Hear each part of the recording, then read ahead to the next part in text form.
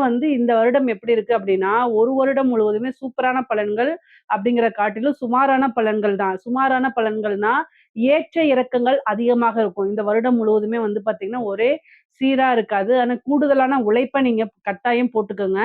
10ஆம் இடத்துல இருக்கக்கூடிய சனி, அதே மாரி அஷ்டமத்துல ராகு வருது. இதனால தான் நான் சொல்றேன். ஏன்னா கூடுதலான கவனங்கள் இருக்கணும். 2ஆம் இடத்துல இருக்கக்கூடிய குரு, அதாவது குரு பெயர்ச்சியாயி 2ஆம் இடத்துக்கு வராரு இல்லையா?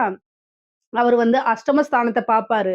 ராகுவும் அஷ்டமத்துல இருக்குது. அதே மாரி 2ஆம் இடத்துல கேதுவும், அதுக்கப்புறம் குருவும் சேர்ந்த அமைப்பு. இந்த பலன்கள்லாம் என்னன்னா, கொஞ்சம் மன நெருக்கடிகள குடுக்கும். நீங்க செய்யக்கூடிய விஷயங்கள தாமதப்படுத்தும். அல்லது எதிர்பார்த்த ரிசல்ட் வராமயும் போகலாம். அதனால கூடுதலான கவனமோட செய்யணும். எந்த ஒரு விஷயமா ஒரு பிசினஸா இருந்தாலும் சரி, நீங்க பார்க்கக்கூடிய உத்தியோகமா இருந்தாலும் சரி, கொஞ்சம் கூடுதலான கவனம் செலுத்திட்டீங்கன்னா, பிரச்சனைகள் வராம உங்களுக்கு தவிர்த்தரலாம். அதாவது பொதுவாவே வந்து பார்த்தீங்கன்னா, "வருமுன் காப்போம்" அப்படின்னு சொல்லுவோம் இல்லையா? அது மாரி நீங்க செய்யக்கூடிய விஷயங்கள கவனத்தோட செலுத்தணும். இந்த வந்து பார்த்தீங்கன்னா, மன ரீதியா போராட்டங்கள், வீட்ல கஷ்ட காலங்கள் இது எல்லாமே எல்லா ராசிக்குமே இருக்க தான் செய்யும். ஆனா, அதெல்லாம் கொண்டு வந்துட்டு வேலையிலயோ, நீங்க பார்க்கக்கூடிய பிசினஸ்லயோ நீங்க காமிச்சீங்க அப்படின்னா, இழப்புகள் இன்னும் கூடுதலா ஆயிடும். அதனால கவனமா செயல்பட்டா, நமக்கு ஏற்படக்கூடிய இழப்புகள்ல இருந்து நம்ம தப்பிச்சுக்கலாம். சரிங்களா?